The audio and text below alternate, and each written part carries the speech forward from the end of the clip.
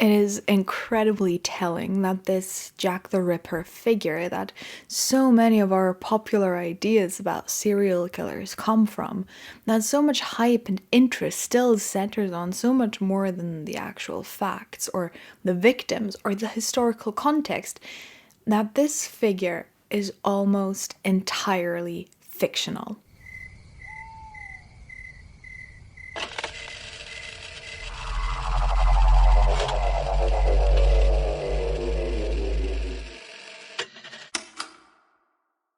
Welcome, fellow creatures of the night, to another meeting of the Midnight Culture Club, where we venture deep into the nocturnal lands of the strange, the morbid, the absurd and the obscure in film, books, TV, fairy tales, urban legends, and many other forms of pop culture.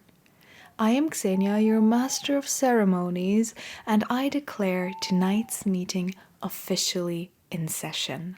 We are finally back. It's been a while, I know, I'm sorry. There was a lot going on, but we're back. We're back after about 3 months, but we're back, okay? That's what matters. The good news is that we're back with a two-parter, with a double episode, so you will get something to make up for the long gap, okay? This episode kind of mushroomed a little bit. I initially just wanted to do a quick impromptu episode about this one book that I read back in December, and I ended up falling way down the rabbit hole, so much that this has become, as I said, a two-parter, and I am now dragging you into the rabbit hole with me as well. You're very welcome. In tonight's episode and the next, we will be taking a closer look at a figure and the whole fictional microcosm that has grown around them. This is a figure that I'm certain you have all heard of before in one way or another, Jack the Ripper. Now, when you hear the name Jack the Ripper, what probably comes to mind is this. A brutal serial killer who haunted London's dark heart, or rather its liver, the poverty-stricken East End in the later months of 1888, a season that would become known as the Autumn of Terror. A man who wandered the desolate dark streets of Whitechapel, shrouded by fog, knife in hand, lusting for the blood of fallen women, and who remains a faceless spectre, a phantom to this day. He could be a gentleman, a Freemason, a lunatic escaped from an asylum, or even a member of the royal family. At least, this is the image you probably have in mind, based on the countless novels, movies, and the collective popular imaginations that have grown around the series of murders in Whitechapel ever since they took place over 130 years ago. And it is this popular image, this afterlife of the Jack the Ripper myth and fiction, its creation and some of the historical context that it rises from, that I want to talk about in this episode and the next. We'll discuss several examples of Ripper fiction. We'll learn a few things about Victorian London, Victorian society. We will explore where the Ripper figure comes from, where it went, and we will spend some time getting to know the people these stories all too often forget. Before we begin, a content warning and a note on terminology. This episode discusses violence against women, including the real murders of several women. I will not be going into graphic details about these murders. We absolutely don't have to do that for what we're talking about today, so I won't. But I will mention some circumstances like locations, the cause of death, which parts of the body were injured, that kind of thing, but it won't be detailed. The focus will be on the larger discussion around and the pop cultural portrayal of these acts of violence against women. So we will be talking about misogyny and class-based discrimination in connection with this. If these topics are difficult for you, proceed with caution. If you need resources or support, you can find a link in the description that brings you to the global directory of helplines, services, and general information for victims of physical and/or sexual violence of any gender. So no matter who you are or where you are in the world, you should be able to find whatever supportive resources exist in your area there. Regarding terminology, in this episode and the next, you'll hear me talk about Jack the Ripper on the one hand and about the Whitechapel murderer on the other hand. Now, these names are often used interchangeably if you look at different sources, but I will be using them for different things.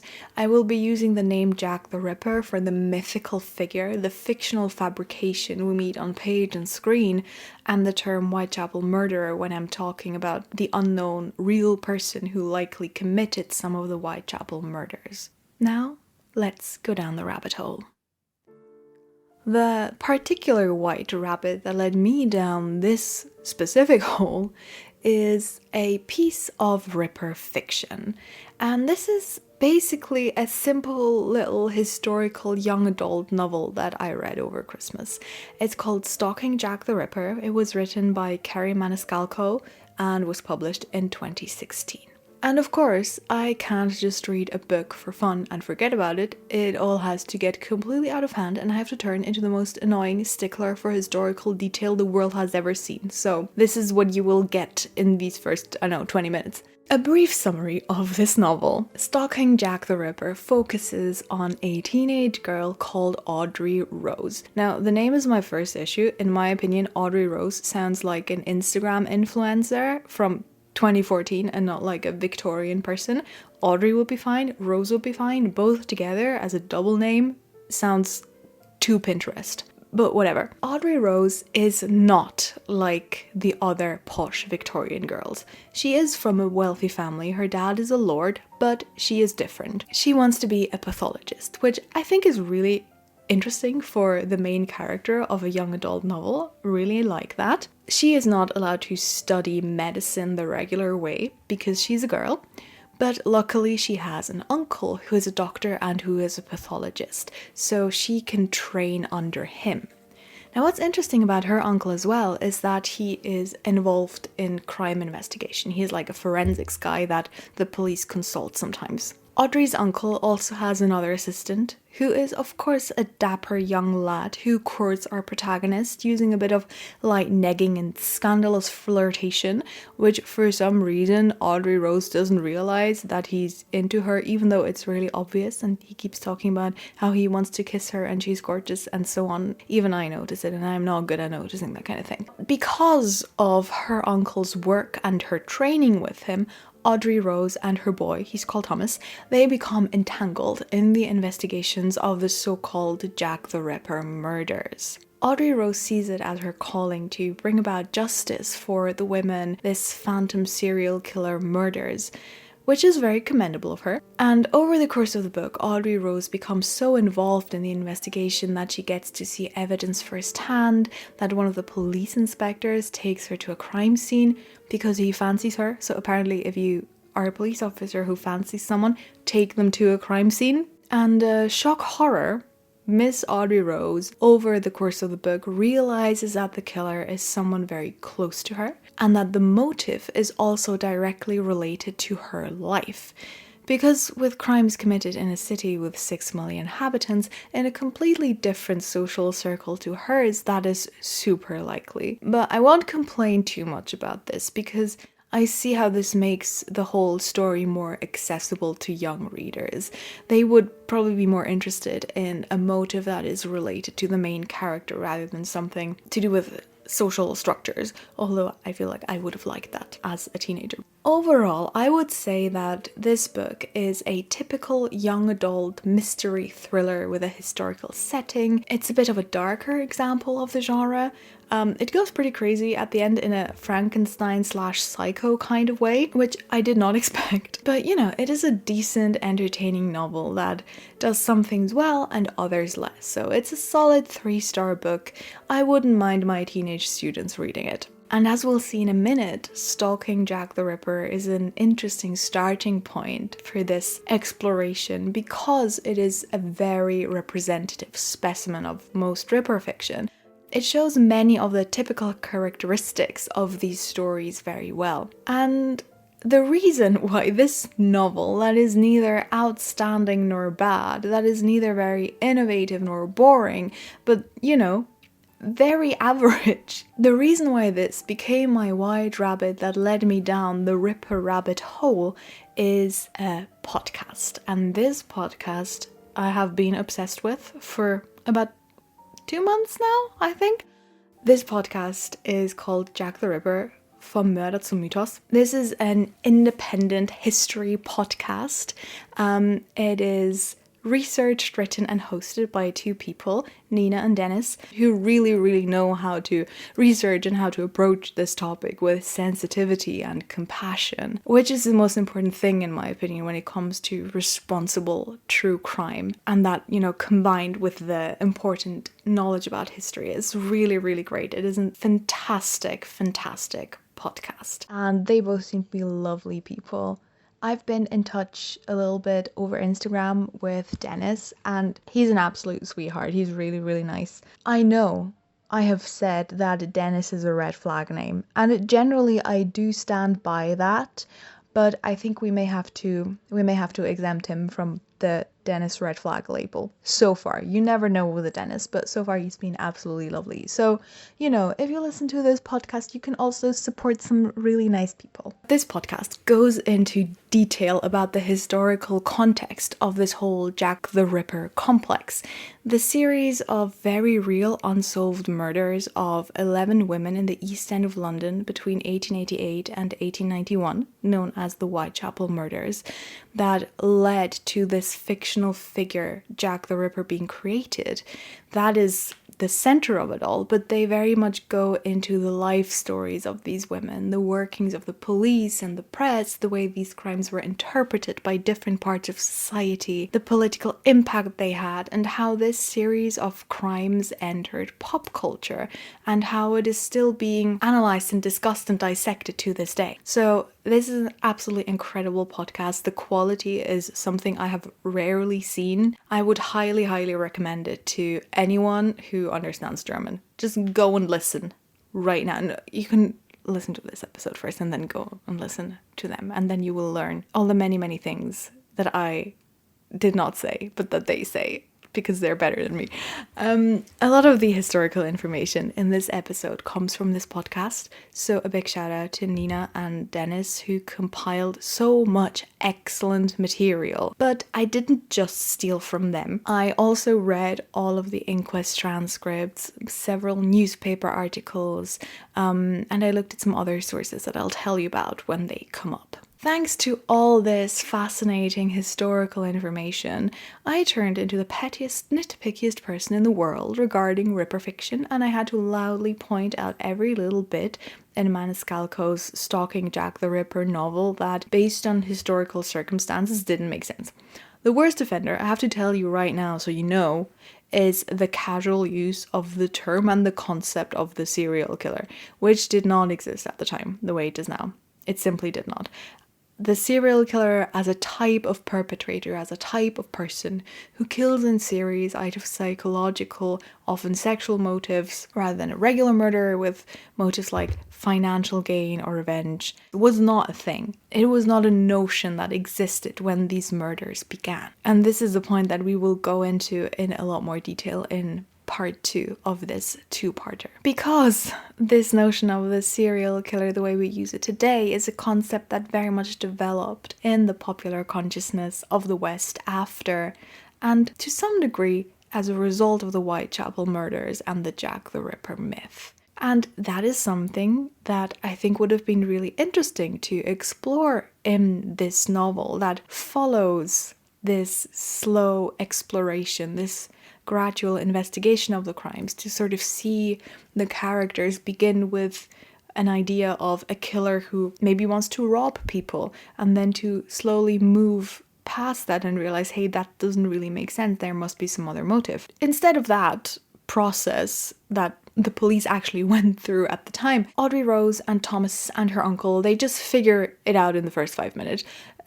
Based on absolutely nothing, they just find out that serial killers exist. It's missing out on a really interesting part of the story that I think could have made it much richer. So you can see by the time I'm recording this episode, I am so deep down the rabbit hole, I have become a rabbit myself. Alice has nothing on me. Also, did you know that Lewis Carroll was suspected by some people to have been Jack the Ripper? You see, there is no way out of the rabbit hole. It is, in fact, a circle. You're not leaving anytime soon. Let's focus. Let's talk about Stalking Jack the Ripper, the novel, and what it tells us about some common key features of Ripper fiction. This is my own selection of characteristics. There is far more in-depth analysis than this. There are whole books about this. I have simply read a few Ripper novels and seen a couple of films. That, of course, only scratches the surface. So I'm not saying that these elements are in all Ripper fiction or that this list is exhaustive, but these are key elements that do come up frequently and that also have had a lasting impact on serial killer narratives to come. The first typical feature of the classic Ripper novel or movie that I want to talk about is that these texts usually aim to answer the question, who was Jack the Ripper? Or to put a bit more modestly, who committed the Whitechapel murders? Or rather, who committed the 5 best known of the Whitechapel murders? More on this focus on 5 canonical murders that are often described as the murders that were definitely committed by the same killer. We'll talk more about this classification and its validity a bit later on. Oftentimes, but not always, in these Ripper texts, there is a detective character whose goal it is to answer this question, who is Jack the Ripper? In Stalking Jack the Ripper, our main character, Audrey Rose, is someone who wants to find this killer, who analyzes forensic evidence, who follows suspects around. She is a detective character, and so is her love interest, Thomas. So we follow their shared investigation throughout the novel. We are also always looking to find out who this killer is. This focus on a detective character trying to find the identity of the killer, this leads to the narrative being constructed along the lines of a murder mystery, a puzzle that has a correct solution that we try to find. This sits at its core. Very importantly, this murder mystery structure shifts the focus away from the victims, their life stories that are really interesting, away from the harsh, complex world they try to survive in. Everything centers on the details of the crimes, the killer, the motive, and the detective main character. Like this, it is easy to forget that the women this phantom killer murdered were real human beings, not the plot devices they are often treated as. I think this is a distinction that often gets lost through this murder mystery thing, that by looking for a fictional killer, we forget that the victims were not fictional. Now, this murder mystery approach also shifts the story away from the societal and systemic circumstances that shaped the historical events, like the extreme overpopulation of London's East End, the poverty, class, and gender-based discrimination, the role the emerging mass media played. All of these factors are really, really important when we discuss these crimes and the situations around them. If we want to discuss them diligently, these factors are very important. Now, in Maniscalco's defense, I have to say she does address gender and to some extent class in her novel. Unfortunately, the focus is mostly on gender roles holding back Audrey Rose from formally studying medicine or venturing out on her own to investigate. You know, she gets mad at men telling her what to do or trying to stop her from going into the East End and investigating and questioning people by herself. And of course that is important, right? But I find it a little bit silly to focus on these hardships when the whole novel uses the deaths of women of the poorest class to build its story on. There is some critique on how the victims were seen as fallen women in the novel, you know, that they were considered not as respectable by many contemporaries. Audrey Rose points out that this is unfair and that these women weren't bad people because they were poor. So that's a start. But I am not happy with the novel's portrayal of the victims, especially because of something that the author writes in the notes at the end of the novel that I find kind of hypocritical. In these notes, Maniscalco states that she wanted to portray the victims as people with their own stories, rather than to reduce them to the horrific crimes and crime scenes she describes at length in the book. But unfortunately, in my opinion, she doesn't really do that, because almost all the more detailed backstory we get about the women in the novel is fictional. It is created by the author in order to tie these real women to her fictional main character, to create a connection between them and Audrey Rose's family, and therefore to the killer's motive. Because as I said, the killer turns out to be someone from her closer circle. As a result, the lives of the victims in their own right, what we know about the women because of historical records, because of statements made by people who knew them, all that is absent from the book. Everything that would have given these women space and value and meaning separately from their deaths simply isn't there. And that is a huge flaw in a novel that claims to care about women, their rights, and their position in society. But it is also very representative of the vast majority of Ripper novels and films. And it leads us directly to the next key feature of much Ripper fiction. This feature I like to call the sex worker myth. And it is called that because of the common misconception that you find in most Ripper fiction that the women the Whitechapel murderer killed, or the women who are part of this series of murders, that they were all sex workers. This is something that I believed myself until listening to Nina's and Dennis's excellent podcast. And I will tell you in a minute why this image of the sex worker victim isn't as accurate and clear-cut as we are often told.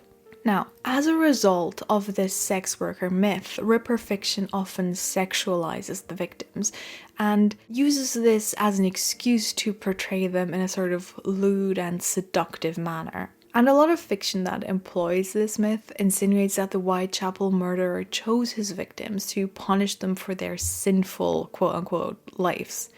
So very often, fictional Jack the Ripper's motive hinges on this sex worker myth. Again, I have to say, Maniscalco is far from the worst offender when it comes to the sex worker myth. She's pretty subtle about this. It is implied in the novel that the victims are sex workers because Audrey Rose repeatedly mentions that they only have to do these awful, degrading things, as she calls them, because the women are poor, and that it is unfair to look down on them because they have to do sex work. That is okay in my opinion. I don't have any issues with that. It would make sense for Audrey Rose to believe the sex worker myth because she doesn't attend any inquests or speak to people who know the victims, so she could plausibly get this information from the press. Also, her attitude is not one that shames the women, which is great. It's much better than a lot of other Ripper fiction. But what is more problematic is that later, when the killer is revealed, it turns out that the sex work is part of the reason why the killer thinks it was okay for him to murder the women.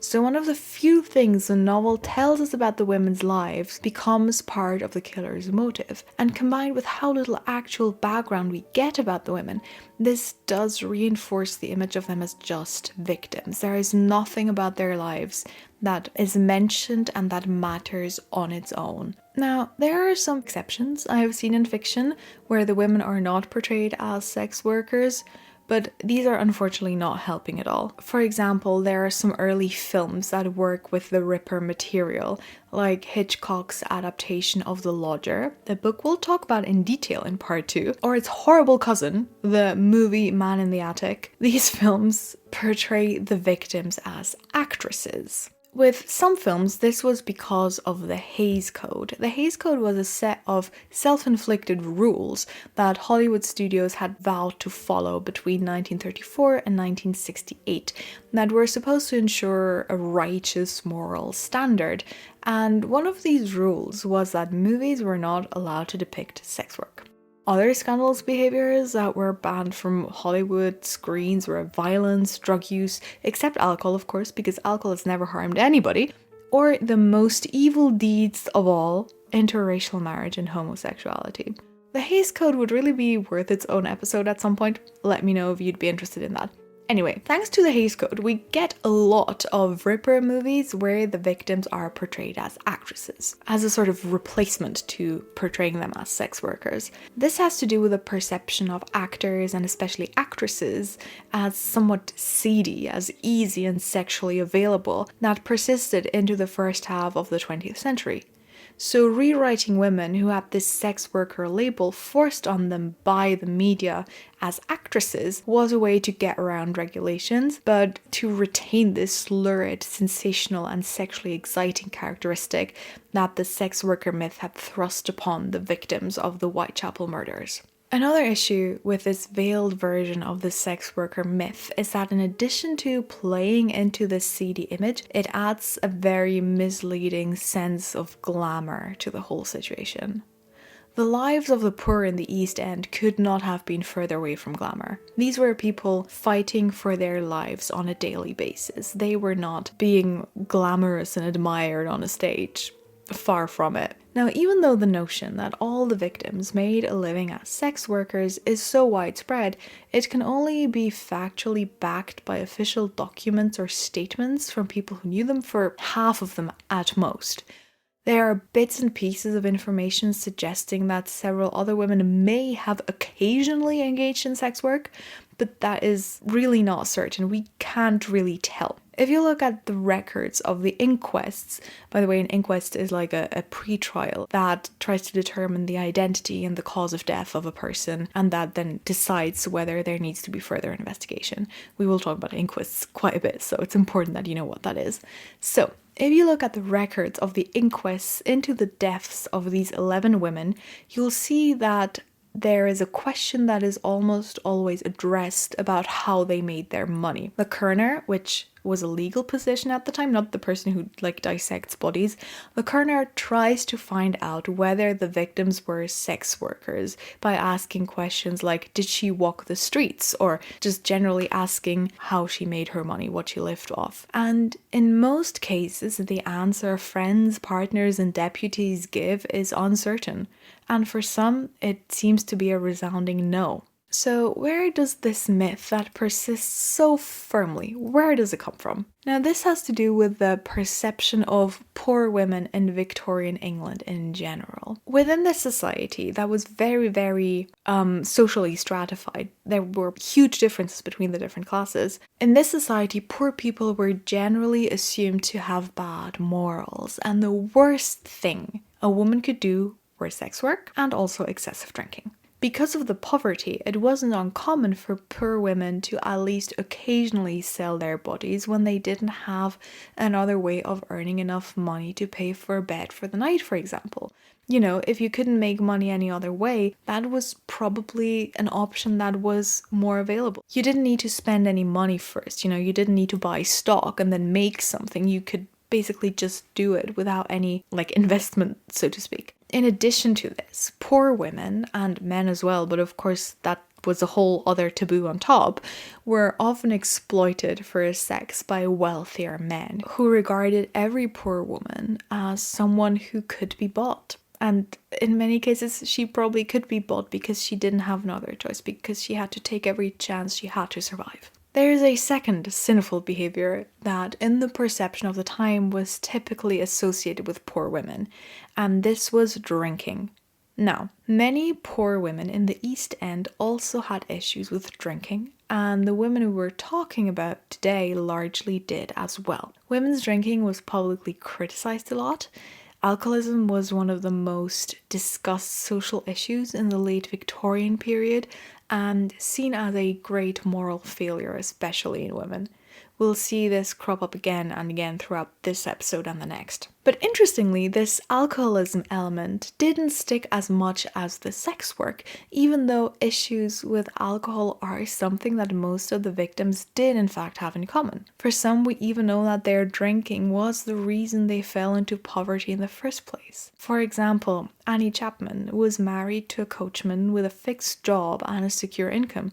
They were doing quite well. until at some point Annie drifted into alcoholism and her husband separated from her because her drinking got them in trouble with his employer. Annie's husband was forced to choose between keeping his job or staying married to Annie, and in order to offer their children a stable life, he sent Annie away. After that, she stayed with her family for a bit, was in and out of workhouses, and when she found a job in service as a housekeeper, she soon lost it again, once more because of the drink.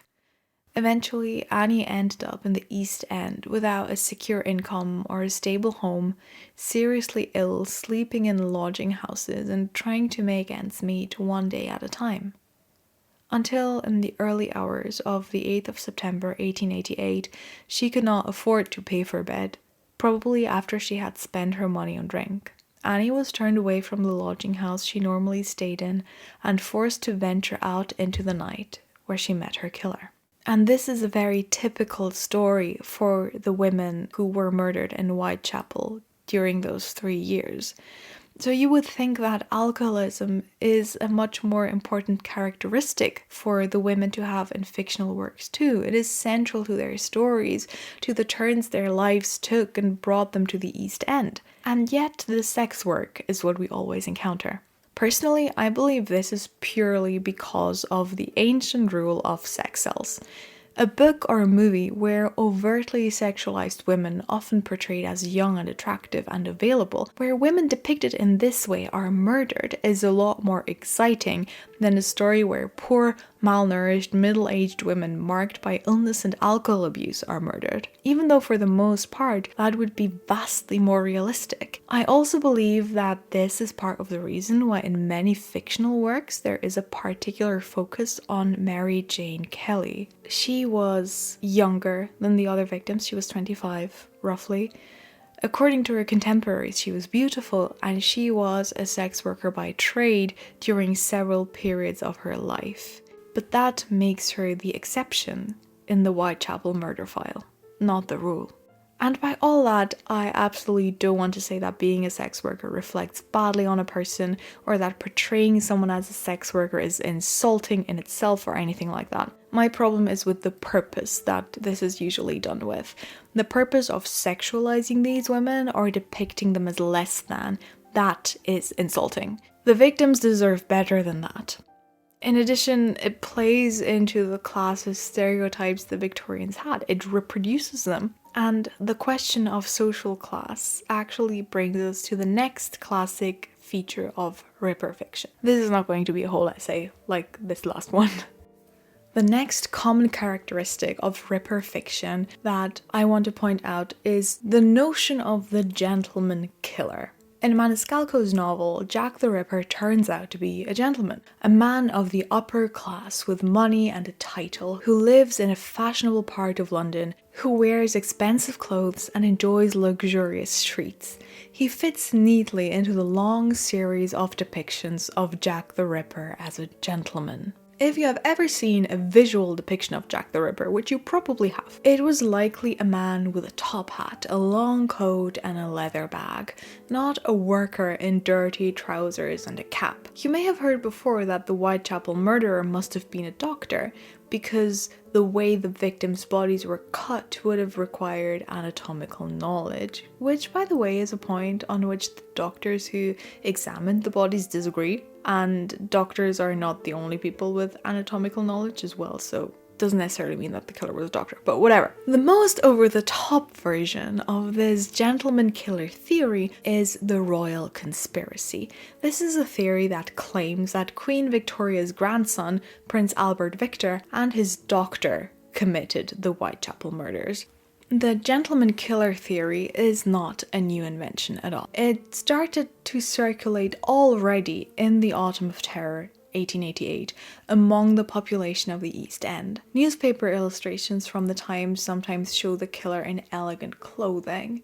This partially comes from witness accounts, but it is kind of unclear whether these witnesses actually saw the killer or just a man who happened to be nearby. And this again is something we will talk a little bit more about in part 2. With novelizations and movies and modern theories about the killer's identity, the gentleman killer has kind of become the dominant Jack the Ripper archetype. And I think this makes a lot of sense because it lends itself to wild storylines, to conspiracies and intrigues. And this is something that was pointed out in the podcast as well. It's a very good point. If you are looking for a real historical suspect, wealthier people are the ones you'll go for because you can find information on them. The poor or working class population has left almost no traces in the historical record. You might be able to find out when they were born and where and when they got married, and I don't know if they ever got in conflict with the law, if they got arrested for being drunk in public or something like that. That is what you can find about a regular person, but you won't be able to figure out, oh, this is exactly where they were at what time and what day. So if you want to create a detailed theory with a specific suspect, you've got much more material to work with if you go for an upper class person. The fourth feature, typical for Ripper fiction that we can find in Maniscalco's book, is the merging of historical crimes and literature within the story. In Stalking Jack the Ripper, the killer is inspired by Mary Shelley's Frankenstein, for example. He mentions this explicitly after we find out who he is. In our second example of a Ripper novel we'll talk about next time, you'll see something very similar where the murder is compared to Jekyll and Hyde. And there are other literary murders like unofficial Sherlock Holmes spin-off novels where the famous detective catches Jack the Ripper, for example. Now, of course, Ripper fiction is always that, fiction, no matter how much it claims to be based in real events. But it is remarkable how often these novels and films tie their fictional version of the real crimes to literary works. I think this shows how much the lines between fiction and reality have become blurred in the figure Jack the Ripper, not only after years and years of fiction, but from the very beginning. Jack the Ripper has always been fiction, although the crimes his fiction arose from were very real. He is a mythical creature created to explain real events that were so horrific that nobody could make sense of them. In a way, he is like the vampire, invented to explain the effects of decomposition on the body, a fictional explanation for very real horrors beyond comprehension, and one that gives us a degree of safety. If we turn someone who is dangerous in real life and who can't be grasped at all, if we turn someone like this into a concrete figure with specific characteristics, with a story, with a certain appearance, even though it is all made up, we can clearly separate ourselves from them. We can draw a line and banish this threatening person beyond that line. If we know nothing and accept that we know nothing, we can't do that. They remain among us. And this is something that we still do today. Every time we call someone who has done horrible things we can't comprehend a monster. But that is a rabbit hole for another day, and a little bit for part 2. So we have heard a bit about the things that weren't, about the things journalists and writers and directors created themselves. And before we go further into them and look at the long fictional shadow the Ripper casts, I want to give you some much needed context about the facts, the events and the larger world that underlie this whole mythical construct. Let's talk about the things that were. Now, what I'm going to tell you will only be scratching the surface, unfortunately. There is just so much information that is very interesting, so much detail you could go into, but we would still be here in 6 years if I were to do that, and I do want to kind of talk about these fictional works based on this situation. So these are just the cornerstones that we need to analyze these fictional texts and larger narratives I've picked for part 2. But I will give you a list of further reading at the end. So if you're interested, you can find out much more than what I'm telling you here. The basis of the Stalking Jack the Ripper book and all other pieces of Ripper fiction is the series of crimes I've mentioned a couple of times now, known as the Whitechapel murders.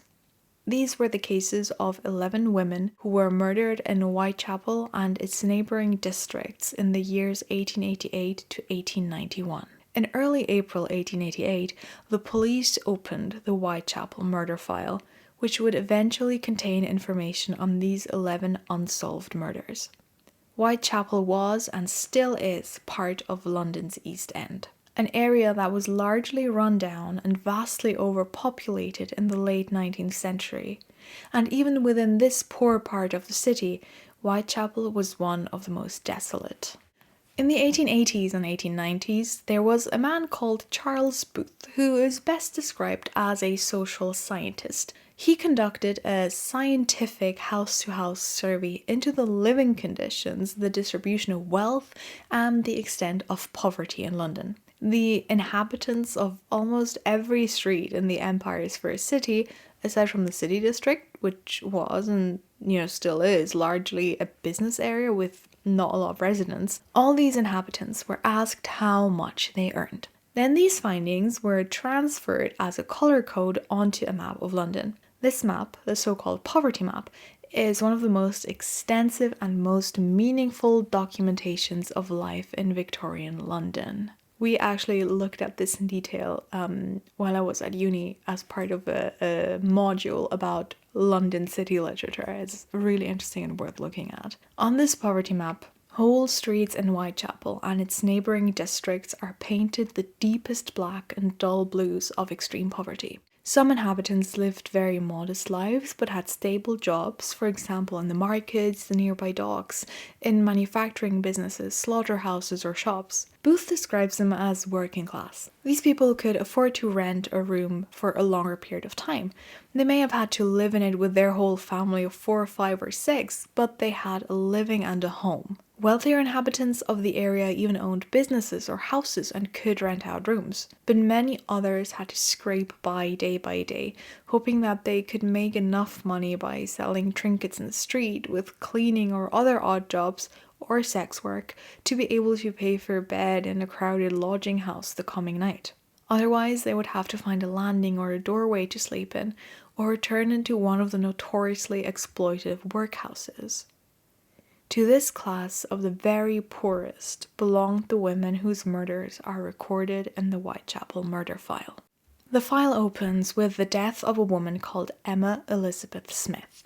She was 45 years old and a widow, and about her past we know very little. Why she eventually became one of the poor in the East End is not really clear, but it appears that she may have originally been from a wealthier background. So, for example, she apparently spoke in a more educated accent than a lot of other people who lived in the East End.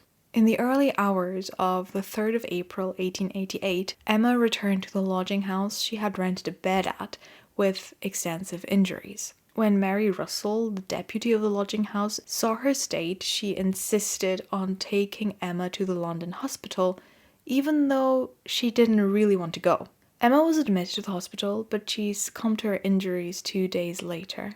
Before she died, Emma reported that a group of men had brutally attacked her in Osborne Street in Whitechapel. The men had beaten her and sexually assaulted her, which caused internal injuries. And these injuries are what Emma died of. She could not describe the men in detail, but said that one of them had been very young, around 19 years old. Emma explicitly pointed out that she did not know these men or try to solicit them. On the contrary, she stated that she had had a bad feeling about the group, so she tried to avoid walking past them. If her account is true, her intuition could not have been more correct. The police suspected that Emma may have been attacked by a gang that extorted money from sex workers, but there were no clues as to the specific gang or the men's identities. Some ripperologist amateur detectives believe that there was no group of attackers at all, but one individual, possibly the Ripper, but why Emma should have lied about the number of people attacked her isn't really clear. The public attention paid to Emma's murder soon died down, and throughout spring and the rainy months of June and July, nothing similar occurred. But then August came. The 7th of August 1888 was a Tuesday, and it was the last day in the life of Martha Tabram, or Tabram, I've heard both pronunciations. She was 39 or 40 years old. She earned her living by selling trinkets and crafts in the street. Martha had been separated from her husband for 13 years, as he stated, because of her drinking habits. Now, after the separation, Martha had been in a long-term relationship of about 9 years with a carpenter called Henry Turner. But the couple had fallen out just a few weeks before Martha's death, and they didn't live together anymore. And perhaps it was for this reason that Martha spent the evening of the 6th of August with an acquaintance, a woman known as Pearly Poll, and two soldiers, drinking ale and rum at several houses, as the inquest transcript says. Now, despite this, Pearly Poll gave evidence that Martha was not drunk when, shortly before midnight, the two women parted, and each accompanied by one soldier went to find a dark corner. So it seems that even though Martha's partner Henry testified that he never knew her to do any sex work, she did on this night, possibly because she had to fend for herself now, since they had broken up. When Martha disappeared with the sailor, this was the last time anyone reported seeing her alive. About 5 hours later, the labourer John Reeves found Martha's body on the landing of George Yard buildings in a pool of blood and with her skirts disarranged, as he was leaving his room to go to work. The police's medical examination showed that the killer had stabbed Martha 39 times. At the inquest 2 days later, Coroner Win Baxter called this crime one of the most dreadful murders anyone could imagine. Today, Martha Tabram and Emma Smith are often dropped from the story that began with their violent deaths. In the shadow of a Ripper myth, of the dominant narrative that focuses so much on finding a killer, these two women whose murders do not quite fit into the pattern associated with Jack the Ripper are all too frequently forgotten. It is as if in the eyes of the public, Emma and Martha matter less, because the causes and the circumstances of their deaths were a little different from those of the women who were to follow over the next 3 months. But nonetheless, they were people who were brutally murdered, and their importance doesn't hinge on who killed them, it hinges just on them. On the very last day of August, an unknown person killed Mary Ann Nichols, known to everyone as Polly. She became the third woman whose death entered the Whitechapel murder file. Polly was 42 years old and was separated from her husband, who, according to her father, had cheated on Polly. Around the same time, she had started to drink, and after living with her father for a while, she had been in and out of workhouses and lodging houses in the East End. On the night of her murder, Polly wandered the streets alone because she could not pay for a bed in her lodging house. A woman called Emily Holland, who knew Polly because she owned one of the lodging houses Polly's had stayed at before, testified that she had seen Polly only about an hour before her death. Polly had been alone and very drunk. Emily had tried to convince her to go home, but Polly explained to her that she could not afford a bed. She told Emily that she had earned her lodging money 3 times that day, but spent it all again. At around 3:30 in the morning, Polly Nichols was found dead in Bucks Row.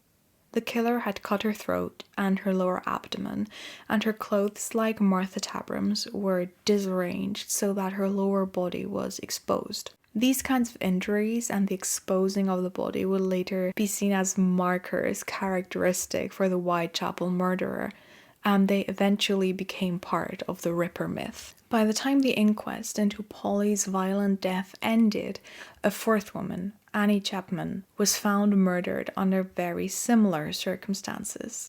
As we've heard before, Annie too could not afford to pay for a bed in a lodging house, and she wandered the night dark streets of the East End alone on the night of her murder on the 8th of September. Annie was 47 years old, a mother and widow.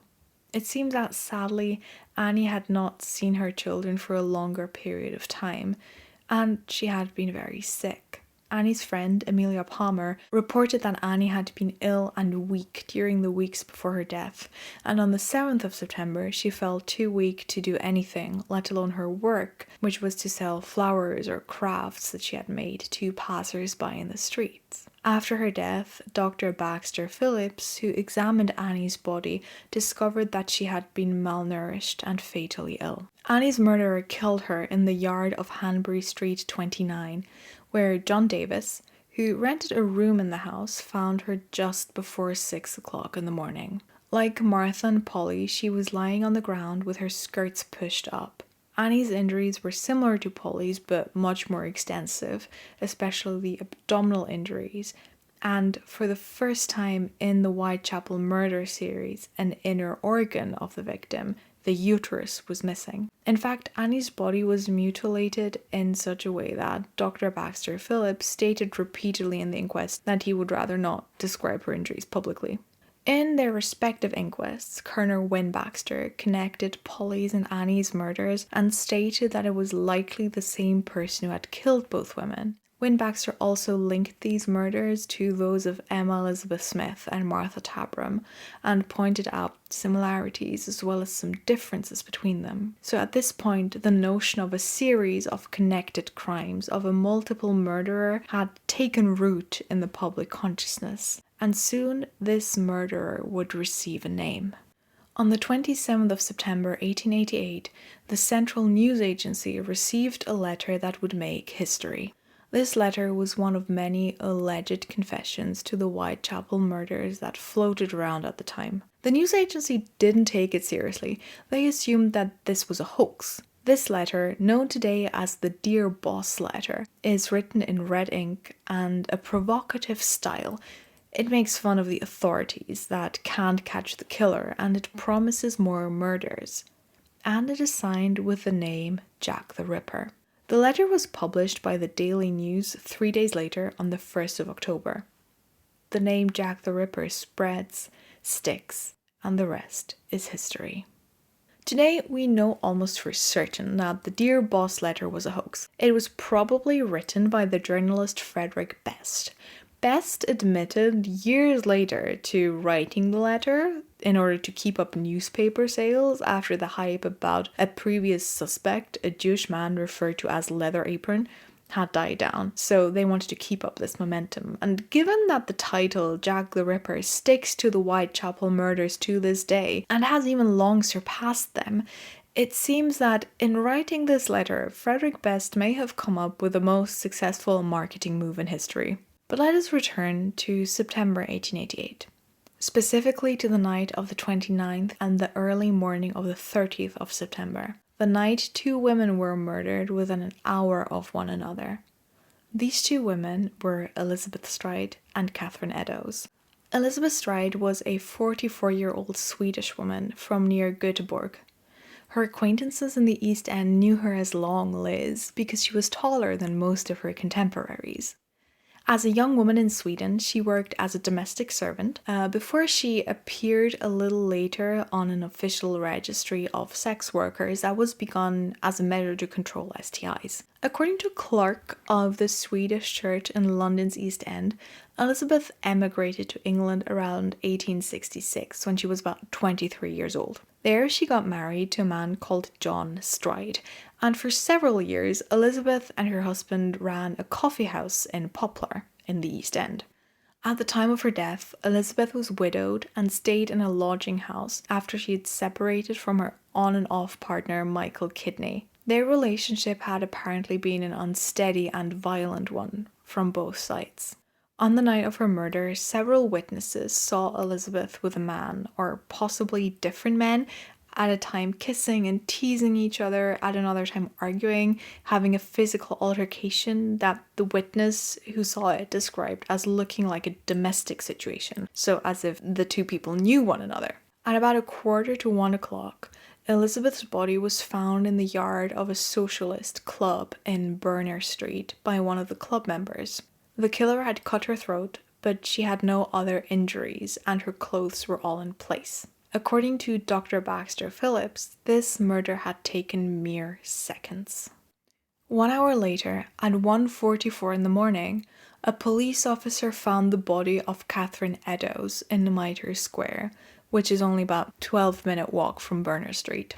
Catherine was around 43 years old at the time of her death. She had 3 children, a daughter and 2 sons, with her common-law husband Thomas Conway, but Catherine had not seen any of her children for the last 2 years. Conway had been a teetotaler, so he didn't drink alcohol, and he had separated from her many years ago, apparently because of her drinking habits. Catherine still had a small tattoo with his initials on her body though. But despite this separation, apparently because of drinking, people who knew Catherine during the years before her death stated that she didn't drink often and that she lived a regular, respectable life. For the last 7 or 8 years of her life, Catherine had been in a relationship with a man called John Kelly. This relationship was seemingly a happy and harmonious one. The couple was always struggling to make enough money to live by, though. Only a day before Catherine's murder, she and John had to pawn his boots in order to pay for food and drink. John last saw Catherine on the afternoon of the 29th of September, when she told him she would go and ask her daughter for money. Now, this was impossible, since Catherine didn't know where her daughter lived at this time, and it couldn't be reconstructed where Catherine spent the next hours, until she turned up in Aldgate High Street at 8:30 in the evening, so drunk she couldn't stand or sit up straight. She was then arrested for public drunkenness and put in a cell in Bishopsgate Police Station to sober up. When she was asked for her name by the constable who arrested her, Catherine answered she was called Nothing. She stayed in the cell until around 1 in the morning, when she was deemed sober and released. Constable George Henry Hutt, who allowed Catherine to leave, testified about the moment she left the police station. Quote, "I pushed open the swing door leading to the passage and said, 'This way, missus.' She passed along the passage to the outer door. I said to her, 'Please pull it to.' She replied, 'All right. Good night, old cock.' She pulled the door to within a foot of being closed, and I saw her turn to the left." In the next 45 minutes, Catherine met her murderer, who cut her throat, severely mutilated her body, and took her uterus and one of her kidneys with them. In Catherine's murder, the violence and brutality reached a tragic new peak. The day after this so-called double event, a postcard written in the same red ink as the Dear Boss letter reached the Central News Agency. This card was signed with the name Saucy Jack. Together with the publication of the Dear Boss letter on the same day, the Phantom Jack the Ripper was soon known by that name to all of London and beyond. Although October brought no more murders, the East End didn't find peace. Because in the absence of new crimes, letters, alleged confessions, rumours and reports about them appeared in abundance. One letter in particular has become notorious, the so-called From Hell letter. This letter was accompanied by part of a human kidney, and it claimed that the author of the letter had eaten the rest of his kidney. The implication was, of course, that this was Catherine Eddowes' kidney, but that is more than unlikely, since the kidney in the letter, or in the package that came with the letter, was from the right side of the body, and Catherine was missing her left kidney. No matter how prominent a role these 3 most famous letters play in Ripper fiction and hobby investigators' attempt to identify the killer, there is nothing to suggest that they were sent by the Whitechapel murderer. But the fear that these murders and the extensive reporting about them caused was of course very real, especially among the class of people who so far had been affected by them, the poor women of the East End. One of the women who followed these reports closely and feared for her own and other women's safety was Mary Jane Kelly. Mary Jane was 25 years old, and she lived with her partner Joseph Burnett in a room at Miller's Court 13, where they had stayed for about 8 months. According to Joseph, Mary Jane had been born in Limerick in Ireland. Her family moved to Wales when she was a child, where Mary possibly married and lost her husband all while she was still a teenager. After this, she apparently came into bad company and began doing sex work, first in Cardiff and then in London. For a while, she worked in a West End brothel and earned a decent amount of money. We don't really know why Mary Jane became one of the poor in the East End, but it is certain that she did. However, among the poor, Mary Jane and Joseph were not doing too badly. After all, they could rent a private room just for themselves. But when the fear of the Ripper spread in the Autumn of Terror, Mary Jane often let women she knew who could not pay for a bed in a lodging house stay in Miller's Court. Joseph was not happy about these women of bad reputation, as they would call them, staying with them, so he moved out on the 30th of October. Mary Jane and he were still on good terms though, and he visited her on the evening of the 8th of November. After Joseph's visit, Mary Jane was seen leaving her room several times throughout the night and speaking with several men. According to one witness, she took a man to her room where he stayed for a longer period of time. Neighbours also heard Mary Jane sing the ballad "A Violet from Mother's Grave." In the morning of the 9th of November, Thomas Boyer was supposed to get the rent for Mary Jane. When she didn't open the door, he went to look through the window and saw her dead body lying on the bed. Mary Jane's body and face had been horribly mutilated, so much so that her partner, Joseph Burnett, could only identify her by her eyes and ears. Mary Jane Kelly is often referred to as the last of Jack the Ripper's victims. Amateur detectives looking for Jack the Ripper's identity are eager to find reasons why the murders stopped after this one. Was Mary Jane the intended victim all along and Jack the Ripper was done? Did the killer die or was institutionalized shortly after the 9th of November 1888? In reality, the idea that Mary Jane was the last victim of this serial killer, or a victim of the Whitechapel murderer at all, can't really be proved. Like so many aspects of this story, it is an educated guess more than anything. And if we look even closer, we'll see that this notion and its popularity in the public discourse come from one specific source. If you have ever in any way engaged with the Jack the Ripper mythical complex, you've probably come across the term the canonical five. It is used in the Ripper world to describe the 5 women who are generally considered to have been killed by the same person, the historical Whitechapel serial killer, and once the myths begin to bloom, they become victims of the gentleman killer Jack the Ripper. This categorization of the canonical 5 is disputed, for good reason. The origin of this term is a document known as Macnaghten's Memorandum. This was a note sent to the newspaper The Sun by a man called Macnaghten in response to some questionable reporting in The Sun. The Sun was basically like a tabloid newspaper, so there was a lot of questionable reporting in there. And this memorandum was sent to The Sun in February 1894, after The Sun had claimed that there were some attacks on women that may have been committed by the same person who was responsible for the Whitechapel murders.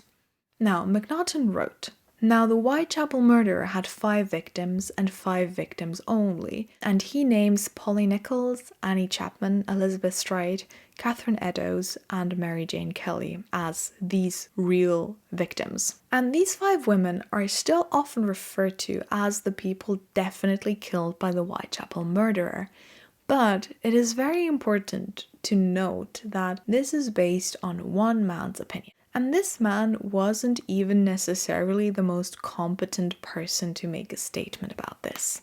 Now, Macnaghten was in the police, but he only joined after the Whitechapel murders, or after the majority of the Whitechapel murders. He was not involved in the investigations of the 5 crimes that he claims were committed by the Ripper, or the Whitechapel murderer. He did have access to the case files after the fact, though, so he did have access to primary sources. Also, this memorandum was not an official police statement. In fact, different investigators didn't agree with each other how many and which of the murders in the Whitechapel file were committed by the same person, and neither did the doctors or coroners involved in the situation. So factually, we don't know for sure. Personally, I don't believe that these 5 official victims were all killed by the same person, and there are 1 or 2 other cases in the Whitechapel file that could very plausibly be part of the series, but we're not here to speculate on this. What's important for us is that yes, the mythical Jack the Ripper is associated with these 5 women, but the certainty with which this notion of 5 canonical victims is often presented in documentaries as well as fiction, that is misguided. That the Whitechapel murderer killed all of these 5 women and nobody else is an opinion and not a fact. It certainly wasn't perceived this way by the public at the time the crimes took place, and the Whitechapel murder file was not closed until long after the murder of Mary Jane Kelly. The 8th woman whose death is recorded in the Whitechapel murder file is Rose Mylett. Rose was born Catherine Milet in December 1859, but she had been called by the nickname Rose since childhood. She was married, but had separated from her husband. The couple had a daughter called Florence, who was only 8 years old when her mother was killed on the 20th of December 1888. After separating from her husband, Rose had lived in different lodging houses across the East End, and she was known for her drinking habits, which had brought her the nickname Drunken Lizzie. Rose Milet's death is a mysterious one, because police, doctors, and Coroner Wynne Baxter could never agree whether Rose was murdered or whether her death was of what they call natural causes, but I would rather describe as an accident. Rose was found dead in Clark's Yard, a quiet spot popular with sex workers and their clients. While some doctors and Wynne Baxter were convinced that Rose was strangled by another person, the police and Dr. Bond, who was the same doctor who had examined Mary Jane Kelly's body, they believed that she had fallen asleep drunk and accidentally choked herself with her collar. At the inquest into her death, the jury came to the verdict that this was a murder, although it is a bit unclear whether this was due to convincing evidence or due to Wynne Baxter's eloquence and determination. But not even the voices who were certain that Rose had been murdered linked her death to the Whitechapel murderer. It was not considered to be connected to these very different murders from the autumn. The same cannot be said for the murder of Alice Mackenzie in July of 1889. Alice was 40 years old and came from Peterborough in Cambridgeshire, but she now lived in different lodging houses around the East End. Alice was a hard-working laundress and cleaner who kept regular times. She loved smoking the pipe. On the evening before her death, Alice went to see a concert with a blind boy she knew from her lodging house, and according to the boy, she went out for a drink with a stranger later on. Alice returned home from this drink around 11 p.m, had an argument with her partner because she had not paid their rent, and she went out again. A little before 1 o'clock, Alice was found dead in the dark Castle Alley by a police constable on his beat. The placement of her body with the skirts pushed up was very reminiscent of the Whitechapel murders of the Autumn of Terror. Alice's injuries were similar as well. She had died from a cut to the throat, and there were a number of incisions on her abdomen. But the injuries were not quite as steep. The two police doctors, Baxter, Phillips, and Bond, disagreed with each other whether Alice was a victim of the Whitechapel murderer. By the public, Alice's murder was perceived as a Ripper murder, and panic rose again. Today, the majority opinion is that she was killed by somebody else, but the popularity of the canonical 5 categorization may have something to do with this, in my opinion. The next woman whose violent death was recorded in the Whitechapel murder files tragically remains nameless. Her torso was found in a railway arch in Pinchin Street on the 10th of September 1889 by a police officer on his beat. The woman likely died from blood loss. All we know about her is that she was around 5'3" tall, had a stout build and a darker complexion. The inquest into her death found that she had been willfully murdered, but that her murder was not related to the previous Whitechapel cases. The last of the 11 murders recorded in the Whitechapel murder file is that of Frances Coles. Frances was born to a poor family on the 17th of September 1859 in Bermondsey, a part of London. She seems to have had a good relationship with her family, and she took as good care as she could of her old father, who was forced to move into a workhouse when he could no longer work. Frances had a tough and badly paid manufacturing job, which caused her health issues. Because of this, she decided to start doing sex work, and it appears that around this time she also started to drink. In February 1891, when Frances was 31 years old, she was found dying in the street from a cut to her throat. Frances' murder is the only one in the Whitechapel file that anyone was ever charged with. Her acquaintance, the sailor James Sadler, who she had spent the last 2 days before her death with on a bender, was tried for the murder. Found guilty by the jury, but later acquitted because witness accounts proved that he was simply too drunk at the time to be able to cause the injuries Frances died of. So Frances' death, just like the deaths of the other 10 women in the Whitechapel murder file, remains an unanswered question. No one was ever held responsible for any of these brutal murders. There is no justice in any of these stories. You may ask yourself why I went through all of these details, why I discussed each of these cases. The reason is simple. I believe that we owe all of these women some of our time and attention if we're going to engage in so much detail with the works of fiction that turn their deaths into entertainment. It would be very hypocritical of me to criticize these works of fiction for overlooking the women, for casting them into the shadow of a murderous phantom if I didn't speak about them myself. They deserve to be spoken about with respect, and more than anything, they deserved to live and not have their lives so cruelly ripped from them. We can't right this latter wrong, but we can give them respect. We should, at the very least, know their names and a few little things about them. That's the bare minimum. I would have really liked to go into a lot more detail about the lives of these women to do them justice, and I try to include some information about their lives in the timeline as well. I will also add bits and pieces about their background throughout the next episode, wherever they fit. Unfortunately, it would be way beyond my scope for this two-parter to go into as much detail as I would like to. Because of this, I want to end this first part by directing you to some resources where you can learn more about the women, the East End, and the period. Some further reading and listening. Again, for German speakers, I can't recommend the podcast Jack the Ripper, Vom Mörder zum Mythos enough. A lot of time and care dedicated to the sociopolitical context and most importantly to the victims' lives. But if you don't speak German, don't worry, there are sources for you as well.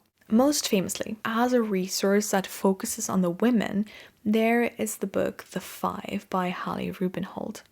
I've not read this book yet, but Nina from the Ripper podcast recommends it, and I like its approach. This book reconstructs the life of the 5 canonical victims, Polly Nichols, Annie Chapman, Liz Stride, Catherine Eddowes, and Mary Jane Kelly, and each woman's story ends before their violent death. Their deaths and the killer do not appear at all, and I think that is a fantastic approach that shifts the attention completely to the victims, at least some of them. Would be even better if it was all of them, but it is a great and important development nonetheless. I can also highly recommend looking at historical documents, especially the transcripts of the inquests. Now, of course, they discuss the crimes at length. The focus is on finding out what happened. But you will also learn a lot about the women from the inquests, coming directly from people who knew them, from family members, acquaintances, friends, partners. You'll learn about their past, their habits, their jobs, their friendships, things that played an important role in their lives. In general, you get such an incredible impression of the time and the people, both the victims and the people questioned from the inquest transcripts.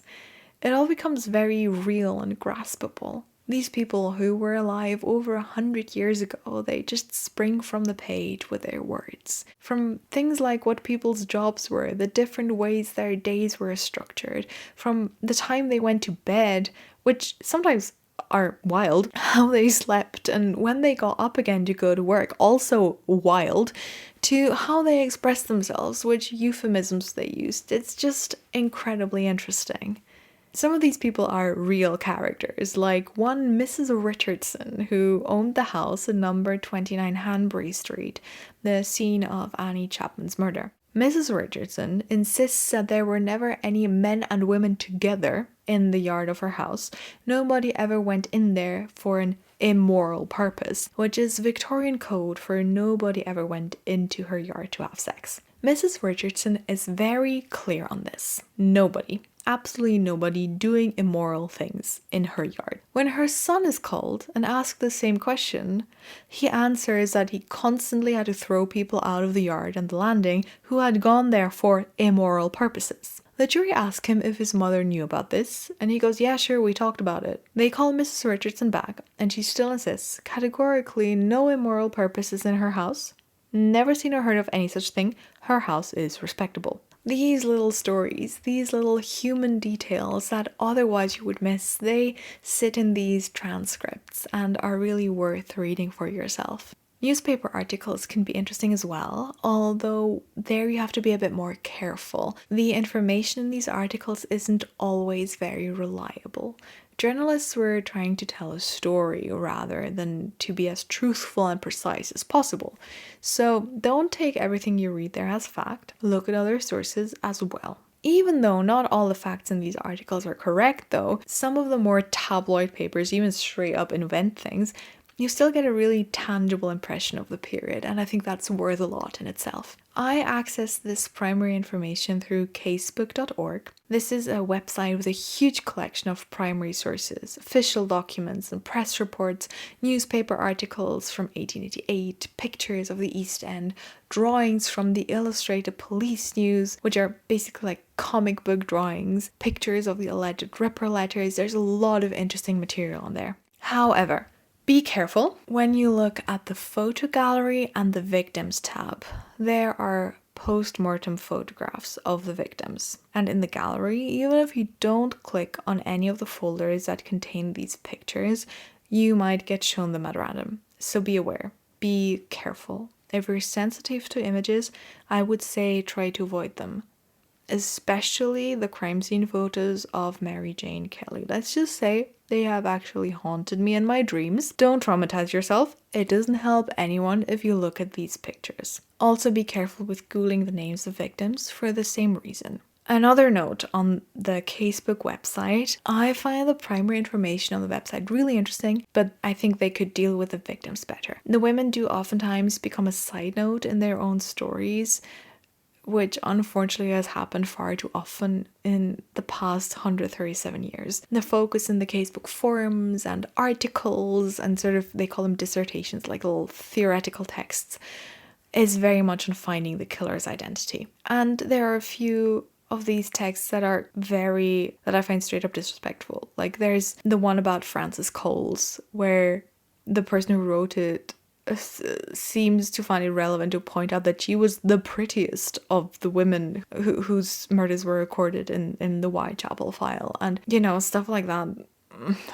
I find that very questionable, and I don't understand why people write things like that. But fortunately, this weird focus is something that at least part of the discourse around the Whitechapel murders has been shifting away from in the past few years, more towards the lives of the women and towards the social history surrounding the situation, which I think is what's important here. And of course also, the cultural impact that it had, which is what we're doing. If you want to learn a little more about the social history I just mentioned, about London in the late 19th century, I can highly recommend looking at Charles Booth's huge research project that I mentioned before. There's not just the poverty map, there's much, much more. There is a fantastic dedicated website by the London School of Economics and Political Science that makes most of this material compiled in Booth's project public.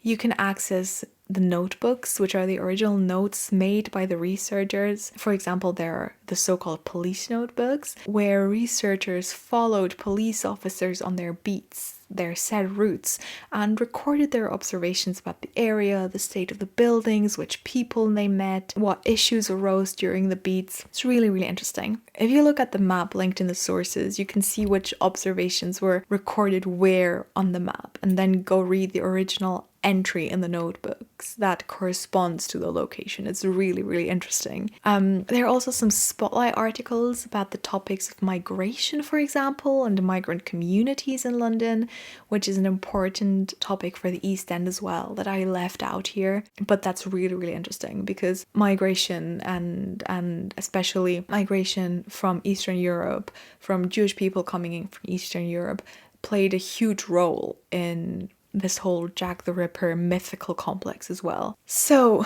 with that list of further reading, we are concluding tonight's episode. Now that we have a bit of factual base for understanding and critically engaging with the Ripper fiction and the larger myth around it, we are ready to discuss a text that shaped and at some points also subverted the fictional form of this myth, and that spawned a whole class of similar stories. Jumping off from this, we will be taking a glance at the afterlife of the Ripper myth as its impact on modern serial killer narratives and the horror and thriller genres a bit more broadly. But that will be in part 2, and I promise this time you won't have to wait long. I hope you found this episode interesting, although it was a bit different from what we usually do. I just found it very important to dedicate enough time to the factual side and the human side of this whole construct. Part 2 will be more down the media analysis route we usually take. And I hope I will see you again soon for part 2 here on the nocturnal side. And despite all the tragic things we've heard today, I wish you sweet dreams and good night.